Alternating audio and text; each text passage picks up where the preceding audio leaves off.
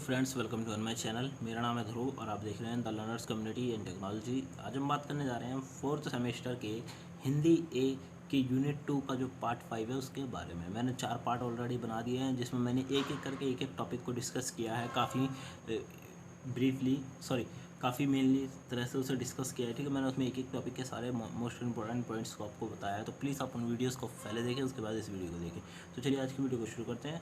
आज की वीडियो का जो हमारा टॉपिक है वो है कहानी। कहानी का उद्भव किस प्रकार हुआ और उसका विकास किस प्रकार हुआ, ये आज की वीडियो का हमारा टॉपिक है। तो चलिए आज की वीडियो को शुरू करते हैं। और अगर अभी तक आपने मेरा चैनल सब्सक्राइब नहीं किया तो प्लीज़ चैनल को सब्सक्राइब करें और वीडियो को पूरा देखें, बिकॉज काफ़ी इंपॉर्टेंट वीडियो है। इसमें से भी क्वेश्चन आपसे पूछा जा सकता है। ठीक है, यहाँ पे कई जगह हिंदी में लिखी गई है नोट्स, तो नोट्स में कई जगह गलती हो सकती है। ठीक है, तो मैं आपको बता दूंगा कहाँ पे गलती है। तो चलिए शुरू करते हैं। जैसे कि यहाँ पे बताया गया प्रारंभिक योग नहीं, प्रारंभिक युग है यहाँ पे। ठीक है, तो प्रारंभिक युग में देखें तो हिंदी में कहानी का युग द्विवेदी युग से प्रारंभ होता है। ठीक है, अगर हिंदी में कहानी लेखन का युग देखें हम लोग तो वो द्विवेदी युग से प्रारंभ होता है। उसके बाद आता है कि इससे पहले भी एक युग था, वो था भरतेंदु का काल। ठीक है, भरतेंदु का युग था, बट उसमें कहानी लेखन पे ज़्यादा ध्यान नहीं दिया गया।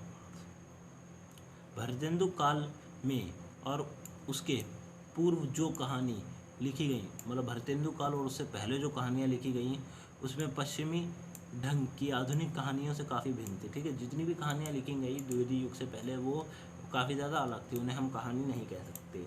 ठीक है, हिंदी के प्रारंभिक कहानी आख्याकी एक शैली है। ठीक है, हिंदी में जो प्रारंभिक मतलब शुरुआती जो कहानियाँ हैं उसमें एक आख्याकी एक शैली है। इसमें कई कहानियाँ उल्लेखनीय हैं जो हैं, जैसे कि ठीक है उसमें कई कहानियाँ ऐसी हैं जो कि लिखी गई हैं जिनका उल्लेख करना जरूरी है। वो इस प्रकार है। माधव प्रसाद मिश्रा के द्वारा रचित मन की चंचलता। ठीक है, मन की चंचलता जो कि लिखी गई थी 1900 ईस्वी में। फिर किशोरी लाल गोस्वामी द्वारा लिखी गई इंदुमती। ठीक है, ये भी लिखी गई 1900 में। मास्टर भगवान दास रचित प्लेग की चुड़ैल। ठीक है, प्लेग की चुड़ैल लिखी गई। उसके बाद आता है आचार्य रामचंद्र शुक्ल द्वारा रचित 11 वर्ष का समय। ठीक है, 11 वर्ष का समय। ये जो कहानियाँ हैं ये काफ़ी ज़्यादा इंपॉर्टेंट कहानियों में से एक है जो कि जिनके बारे में बताना जरूरी है। उसके बाद आता है गिरिजा दत्त वाजपेयी की पंडित और पंडितानी, और उन्होंने 2 कहानी लिखी, पति का पवित्र प्रेम। उसके बाद आता है वृंदावन लाल वर्मा द्वारा लिखित राखी बंद भाई। तो ये जो कहानियाँ बताई हैं मैंने, ये काफ़ी ज़्यादा इंपॉर्टेंट कहानियाँ हैं अगर हम बात करेंगे कहानी के कहानी के उद्भव के बारे में। ठीक है, तो आप उसमें ये उदाहरण दे सकते हैं।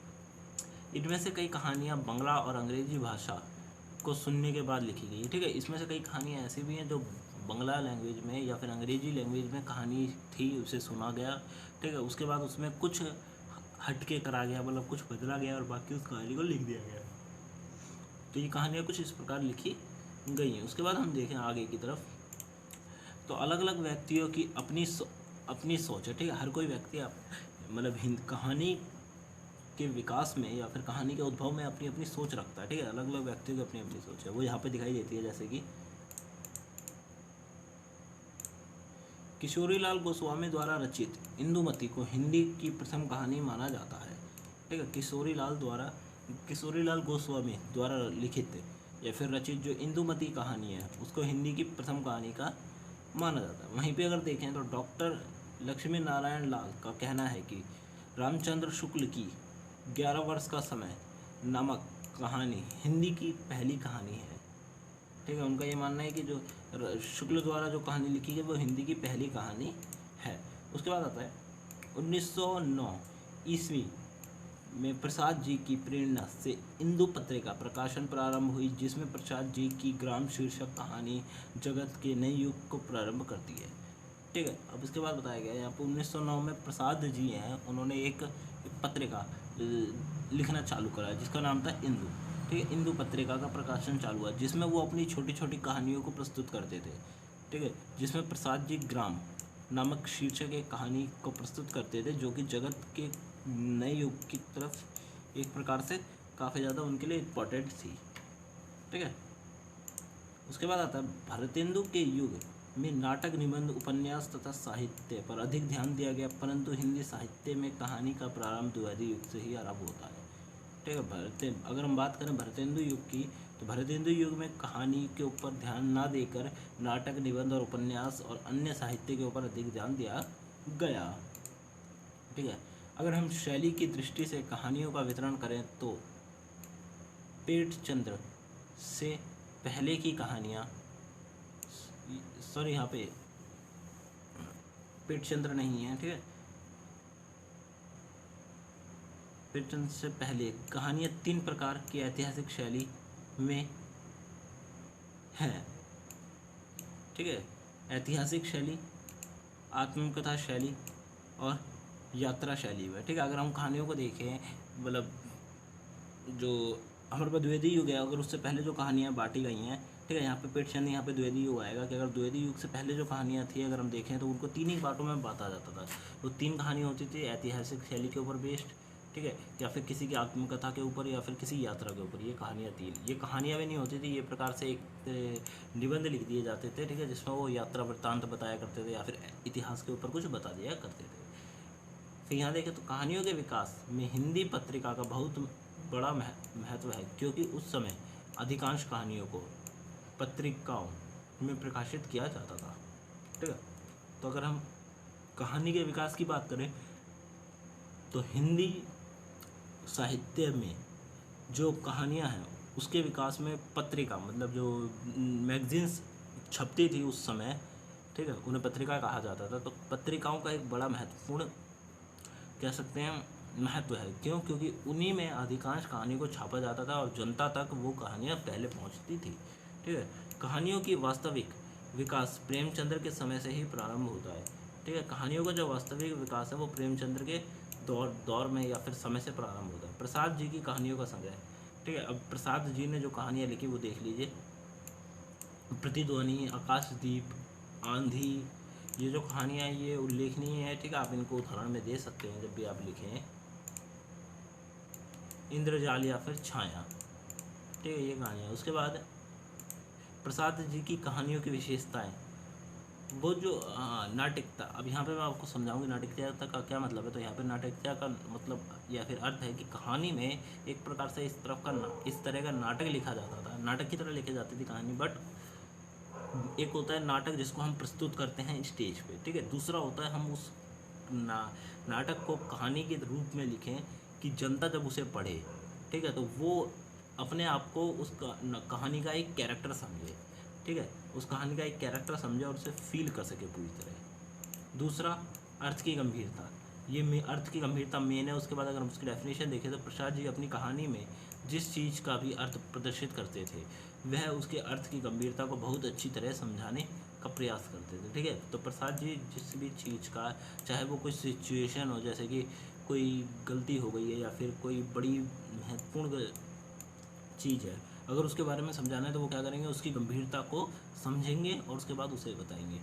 उसके बाद आता भावुकतापूर्ण वातावरण, मतलब जब भी कोई प्रसाद जी की कहानी पढ़ता था तो वो उस कहानी को पढ़ के भावुक जरूर हो जाता था। ठीक है, इस प्रकार का वो वातावरण कहानी में बनाते थे। प्रसाद जी अपनी कहानियों में किसी चीज़ को किस प्रकार प्रदर्शित करते थे, इस प्रकार प्रदर्शित करते थे कि पढ़ने वाले को इस कहानी से भावुकतापूर्ण वातावरण का एहसास होता था। ठीक है, मतलब कि जो रीडर है उसे कहानी फील होगी। ठीक है, कहानियों को इस तरह लिखा जाता था। फिर आता है काव्यात्मक भाषा, मतलब वो अपनी कहानियों को इस प्रकार पढ़ते थे कि उसको हम काव्य है, मतलब कविता के रूप में भी देख सकते हैं। ठीक है, उसके बाद प्रेमचंद्र ने लगभग 300 कहानियाँ लिखी तथा सभी कहानियाँ मानसरोवर और गुप्तधन के अंतर्गत संग्रहित हैं। ठीक है, प्रेमचंद्र ने अराउंड 300 कहानियाँ लिखी, ठीक है, जो कि मानसरोवर और गुप्तधन नामक जो संग्रह है उनके, उसके अंतर्गत आती हैं।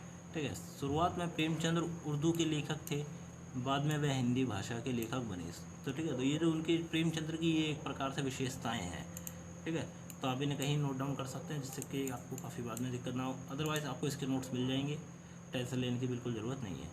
प्रेमचंद्र ने चरित्र प्रधान, मनोवैज्ञानिक मूलक वातावरण प्रधान, ऐतिहासिक आदि कई प्रकार की कहानियाँ लिखी हैं। ठीक है, अब यहाँ पे जो आपसे पूछा जा सकता है कि प्रेमचंद्र की कहानियों के महत्वपूर्ण शीर्षक या फिर जो महत्वपूर्ण टॉपिक्स थे वो क्या क्या है। ठीक है, तो वो चरित्र प्रधान है, वो किसी व्यक्ति के या फिर कहानी में किसी का चरित्र प्रदर्शित करते हैं। दूसरा मनोवैज्ञानिक, साइकोलॉजी से रिलेटेड जो चीज़ें हैं वो दर्शन करते थे, बताते थे वो। फिर वातावरण प्रधान, वो एक प्रकार का कहानी में इस प्रकार का वातावरण बनाते थे कि व्यक्तियों को कहानी फील हो।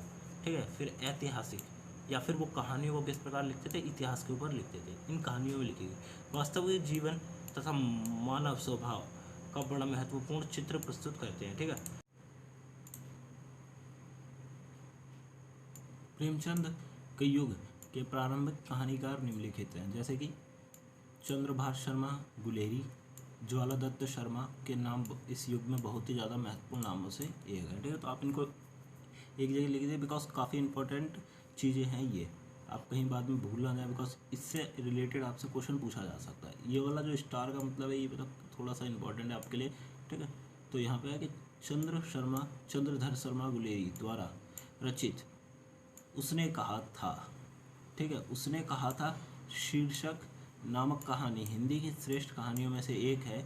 इस कहानी में भावुक वीर तथा कर्तव्यपरायण लहान सिंह का पवित्र प्रेम और बलिदान का चित्रण किया गया है। ठीक है, तो ये जो उसने कहा था नामक कहानी जो लिखी गई है ये काफ़ी ज़्यादा इम्पोर्टेंट कहानी है हिंदी के साहित्य में। ठीक है, हिंदी कहानी के साहित्य में, क्योंकि इसको सबसे श्रेष्ठ कहानियों में से एक कहा जाता है। इसमें जो बताया गया है वो क्या बताया गया, इसमें बताया गया है कि भावुक वीर तथा कर्तव्यपरायण लहन सिंह का पवित्र प्रेम और बलिदान का चित्रण इस प्रकार किया गया है कि जो भी उसे पढ़े वो उससे पूरी तरह से कनेक्टेड हो जाए। ठीक है, उसे फील कर सके, उस कहानी से उस व्यक्ति को पता चले कि हाँ किसी वीर का जो बलिदान होता है वो किस प्रकार का होता है। उसके बाद आता है गुलेरी ने केवल 3 कहानियाँ लिखी हैं, परंतु तीनों कहानियाँ बहुत ही ज़्यादा महत्वपूर्ण है। ठीक है, चंद्रधर शर्मा गुलेरी ने केवल 3 कहानियाँ लिखी हैं, बट जो वो कहानियाँ हैं वो काफ़ी ज़्यादा इंपॉर्टेंट है, जिसके कारण क्या होता है उन्हें एक अलग से ना नाम मिल जाता है कि हाँ ये एक महत्वपूर्ण राइटर है कहानी लेखन में। हमारा जो दूसरा टॉपिक है उसमें बताया गया है कि प्रेमचंद्र के युग के महत्वपूर्ण कहानीकार कौन से हैं। ठीक है, पूरे प्रेमचंद्र के युग में जो महत्वपूर्ण कहानीकार हैं जिनका नाम अलग से ही छपा हुआ है कहानी में वो निम्नलिखित है। ठीक है, तो आप इसमें से कुछ के नाम याद कर लीजिए, सबके नाम याद नहीं करिए क्योंकि सबके नाम याद करना भी काफ़ी कठिन है, बट हाँ आप इसको एक जगह लिख सकते हैं। ठीक है, तो आप इसको प्लीज़ कहीं लिख लीजिए इंपॉर्टेंट जगह पे, जैसे कि सुदर्शन, विश्वाम्बरनाथ, कौशिक, पांड्य, बेचन शर्मा, उग्र, चतुर्सेन शास्त्री, रायकिशन दास, चंडी प्रसाद, हृदयेश, गोविंद वल्लभ पंत, वृंदावन लाल शर्मा, जनार्दन प्रसाद झा, राधिका रमण प्रसाद सिंह, सियाराम शरण गुप्ता। उसके बाद भगवती प्रसाद वाजपेयी, प्रेमचंद्र प्रसाद काल के लेखनीय कहानीकार है। जितने भी ये जो कहानीकार के मैंने आपको नाम बताए हैं इनका उल्लेखनीय है, मतलब इनका उल्लेख अलग से ही किया गया है। उसके बाद आता है कि निम्नलिखित कहानीकारों में से कौशिक, सुदर्शन, वाजपेयी आदि प्रेमचंद्र के आदर्शों पर से प्रभावित थे और राधिका रमण प्रसाद, राय कृष्णदास, विनोद शंकर व्यास, द्वेष आदि प्रसाद के आदर्श होते। ठीक है, तो जितने भी जो ऊपर ये जो कहानीकार हैं, ठीक है, जैसे कि कौशिक, सुदर्शन, वाजपेयी या बाकी व्यक्ति, वो सब किसके, प्रेमचंद्र के जो आदर्श थे उससे प्रभावित थे, और प्रसाद के आदर्शों से प्रभावित थे राय कृष्णदास और राधिका रमण प्रसाद सिंह। ठीक है, ये सब किससे, उनसे प्रसाद के जो आदर्श होते हैं या फिर जो उनकी एक प्रकार से होती है ना कि उनके विचारों से प्रभावित थे। फिर कहानियों का वर्तमान युग यहाँ से आरंभ होता है कि 3 पीढ़ियाँ। वर्तमान समय में हिंदी में कई पीढ़ियाँ एक साथ कहानी लिखने में लगी हुई हैं। प्रेमचंद्र काल के बाद इस क्षेत्र में आने वाले कुछ कहानीकार, पहला नाम है जिनेंद्र का। प्रेमचंद्र के काल के बाद कई लोग आए जिन्होंने कहानी लिखना आरंभ किया और इन्होंने कहानी काफ़ी ज़्यादा हद तक विकास भी किया। ठीक है, यशपाल, इलाचंद्र जोशी, अज्ञे, भगवती चरण वर्मा और गुप्त विद्यालांकर। ठीक है। इन लोगों ने क्या करा, इन लोगों ने कहानी पे कहानी लिखी और प्रेमचंद्र के युग के बाद कहानी के विकास में जो भी बड़ा हाथ है वो इन व्यक्तियों का है। ठीक है। जिनेंद्र इलाचंद्र जोशी और अज्ञे ने चरित्र मनोवैज्ञानिक कहानियाँ लिखी, अर्थात इनकी कहानियों में किसी व्यक्ति का चरित्र या फिर मानव से जुड़ा अधिक महत्व को बताया गया। ठीक है। तो जिनेंद्र इलाचंद्र जोशी और अज्ञे ने किसी भी व्यक्ति प्रधान मतलब चरित्र प्रधान के बारे में बताया है। चरित्र प्रधान के बारे में अधिकांश कहानियों में दर्शाया। दूसरा, मनोवैज्ञानिक मतलब साइकोलॉजी रिलेटेड जो फैक्ट्स होते हैं उन्हें भी कहानी में दिखाने की कोशिश करी है।